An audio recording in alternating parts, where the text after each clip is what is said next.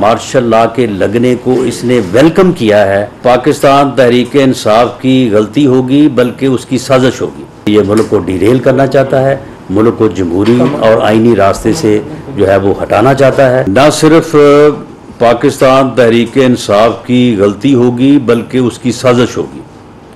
और इमरान खान नियाजी जो है इसने कल जो मार्शल लॉ के लगने की बात की है या मार्शल लॉ के लगने को इसने वेलकम किया है, ये वो इंतहाई काबिल मुज़म्मत है। पूरी कौम, हर सियासी जमात, हर सियासी कारकुन इसकी मुज़म्मत करता है।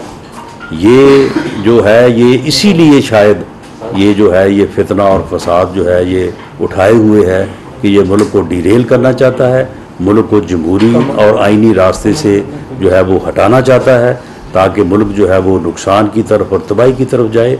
अगर ऐसा होता है तो कोई सियासी जमात, कोई सियासी कारकुन बशमूल इत्तेहादी हुकूमत और इत्तेहादी जमातों के जो है वो कोई इसको कबूल नहीं करेगा। लेकिन मैं यहाँ पे ये बात बहुत दो टोक अंदाज में जो है वो कहना चाहता हूँ कि मार्शल लॉ लगाने वालों ने ये एक इंस्टीट्यूशन के तौर पे, किसी फ़र्द का नहीं, एक इंस्टीट्यूशन के तौर पे ये फ़ैसला कर लिया है कि वो आइन के ताबे रहेंगे और इस मुल्क को आइन और जमहूरियत के रास्ते पे चलाएंगे।